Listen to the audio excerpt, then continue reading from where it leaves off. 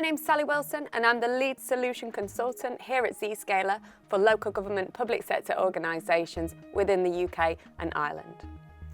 I'm here today to talk to you about the threats associated more specifically at local government organisations and how it is that we can implement security tools to better enable our posture from cybersecurity to data leakage and what that looks like holistically as well. Local government holds a vast amount of sensitive data and information. Think about council tax, local housing records. How is it that we need to protect that data from being inadvertently shared to people who aren't sanctioned and/or granted access to it? When we also consider the state of the world currently, nation-state-sponsored hacking and/or cybersecurity threats is something that needs to be considered as a serious point of implementation from a cybersecurity tool perspective. So what tools do we then put in place and how is it Zscaler can help? Well, first I think we need to think about the threats. The first of which, ransomware.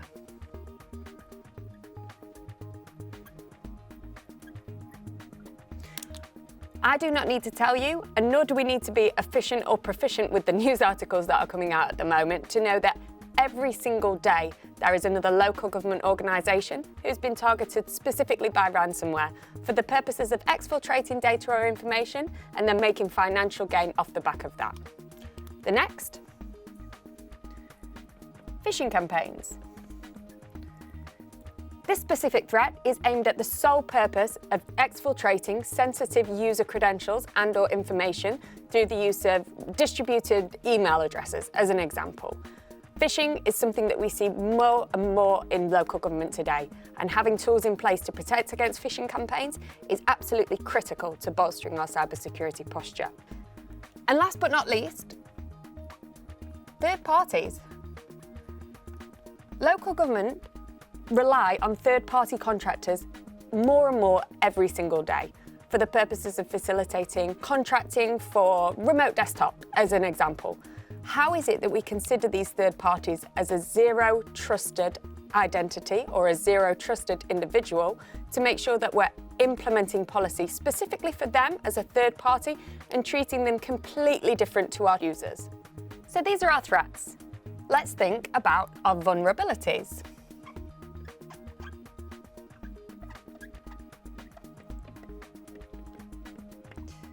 So the first of which, we spoke about it earlier, sensitive data. And highly sensitive data at that. You consider the fact that you can sell a patient record for more than a credit card number on the dark web.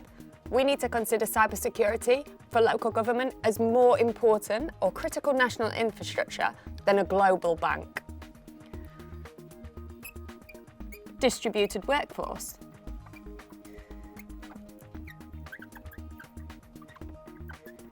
Our users are connecting from coffee shops, from home, from anywhere in which they need and/or want to work to facilitate their day-to-day lives. COVID accelerated this, but as an organisation, you critically cannot employ and retain talent without offering a distributed workforce contract. And last but not least, the obvious one, budget constraints.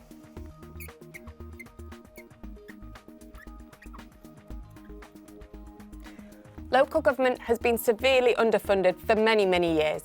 A lot of the organisations that I talk to are working in negative capacity when we consider the forward planning of budgets for the next financial year. So being able to align ourselves specifically to the budget constraints that our customers are feeling today is the most important thing for us as a public sector focused organisation. So how can Zscaler help protect against some of these cybersecurity threats and also protect against the vulnerabilities that we see here on the right-hand side? Well, Zscaler runs a cloud-native cybersecurity platform that is built upon the principles of a zero trust architecture. What's a zero trust architecture? Well, the first principle of zero trust is to completely eliminate the attack surface. We work on the principles of inside-out connections. This is facilitated and brokered through thin clients on both our users' and managed point devices,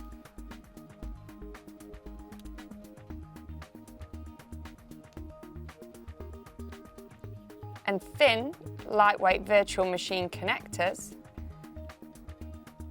that we install in our data centers, right next to our application stack.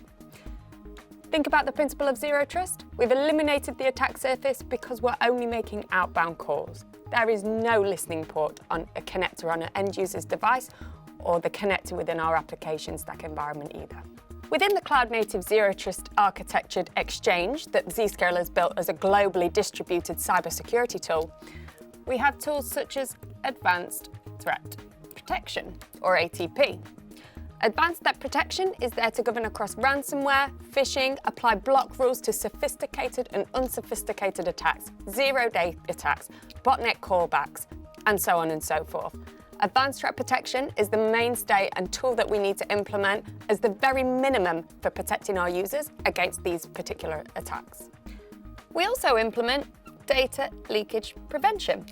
When we consider that sensitive data is being held by local government organisations in its troves, we need to make sure that our users are not either advertently or inadvertently sharing sensitive data to any other area that isn't trusted by either our network and/or security principles internally. We also govern across third-party control.